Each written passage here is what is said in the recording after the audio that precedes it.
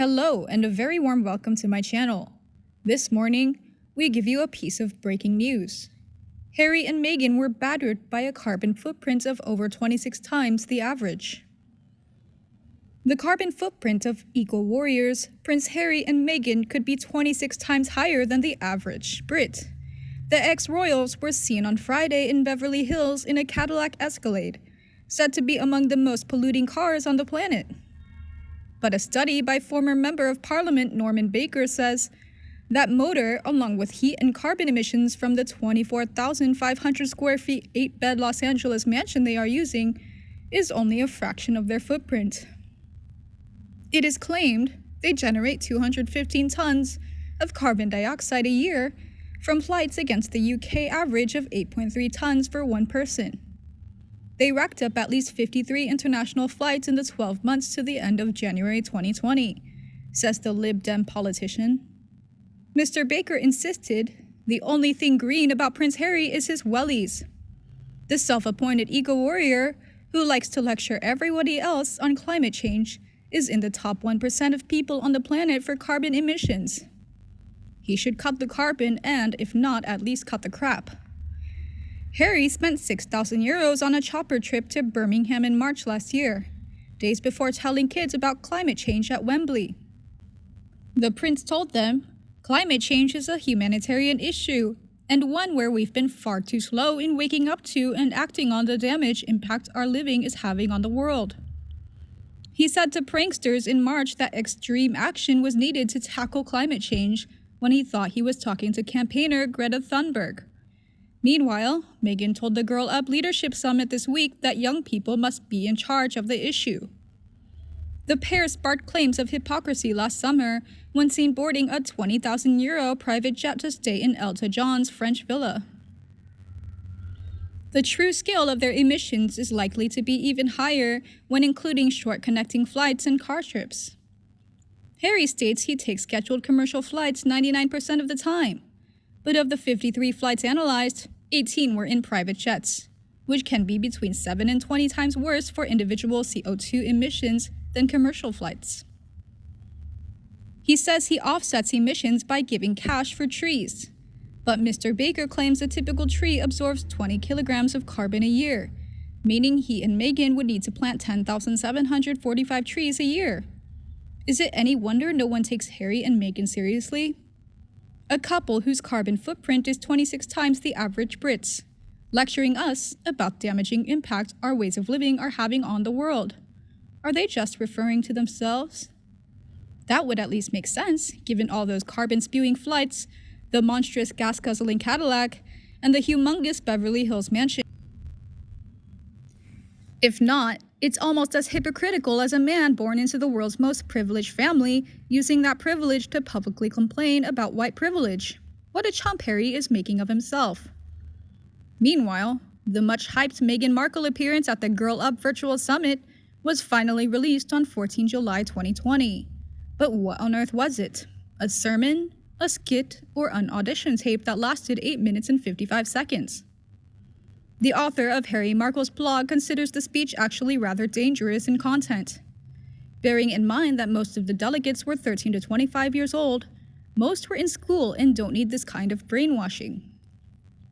Do their parents appreciate someone actively encouraging them to not listen to authority figures?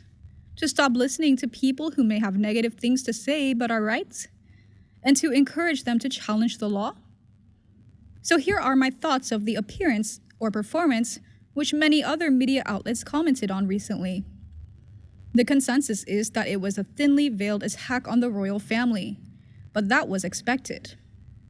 I thought the Immaculate Heart video was bad, but this was far worse as it was streamed live around the world.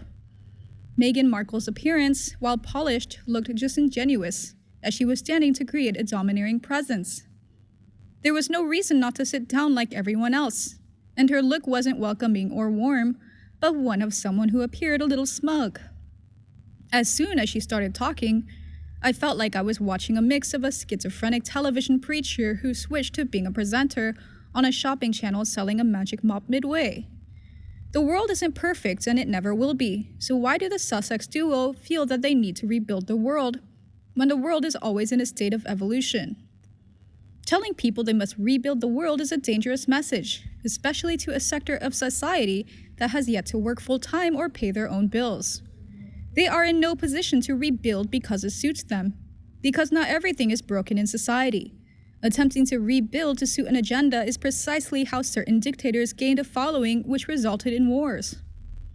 The speech said then sounds like a political broadcast, telling the audience that they need to challenge, push, and make others uncomfortable, and then witters on about real representation. Hold on, didn't she praise some world leaders, Jacinda Ardern, in the past? So there is actual representation.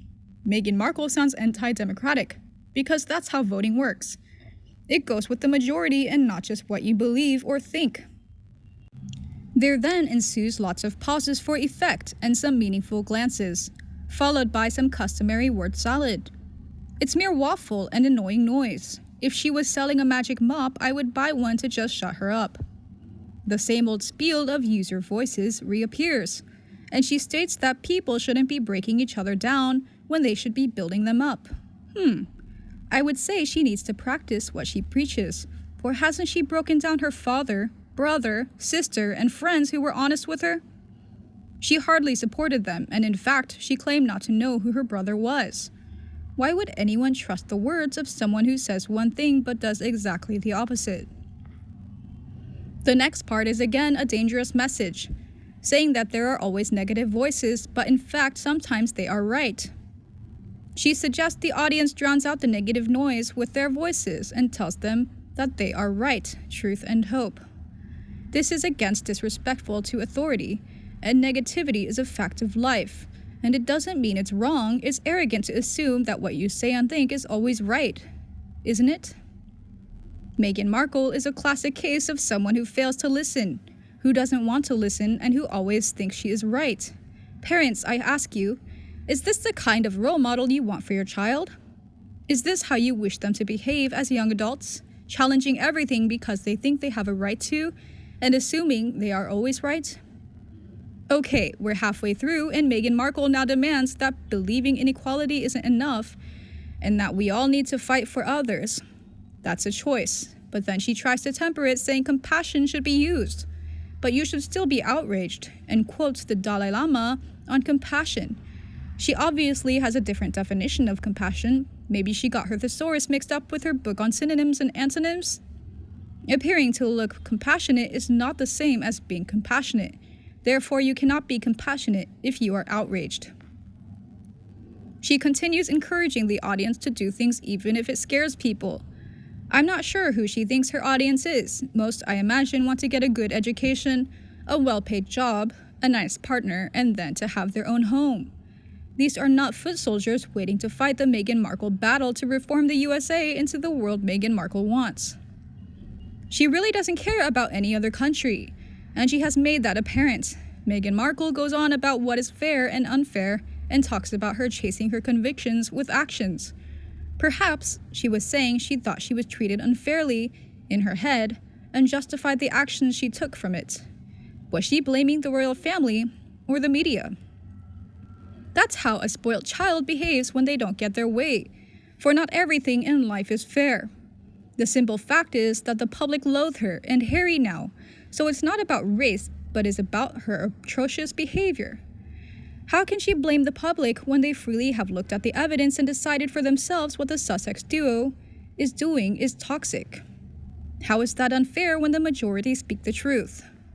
The last minute is painful drivel, and she mentions Harry and the baby, but then encourages the audience to march on. This isn't a war, and the audience is not soldiers. But the way Meghan Markle speaks to them is to advocate anarchy if they don't get their way. That is a rather dangerous message to send to any audience. And if people can't see that, then they should read or watch some speeches that dictators of the past made to the masses. This was a very public performance, and an important one for Meghan Markle, and it was well rehearsed, but lacked authenticity from the appearance to the content. Her message wasn't to the delegates, but to the potential clients that she hopes hire her for expensive speaking gigs. She showed passion. She showed she could pause for applause and use quotes to inspire. Textbook speaker spiel. However, did she encourage and inspire through her words, or did she dictate an agenda, then promote and incite anarchy? Again, it was textbook manipulation by praising the audience and telling them that they were important, and that their voices were honest and necessary. All you need is a several psychotic anarchists to believe what she says, and you have discord in the streets. And you? What do you think about Meghan's speech? Please let me know in the comment section below and we can discuss together. Remember to like and share my video for anyone you think might also be interested. And don't forget to subscribe to my channel to not miss any new videos by our team. Now, goodbye and see you in the next videos. As life became more and more advanced, people became busier at work and reminded me that every story had a reason to begin. Meghan's story did not end, she was pressuring the current life. She scooped up impurities into herself to be famous, so would that lessen her blandness?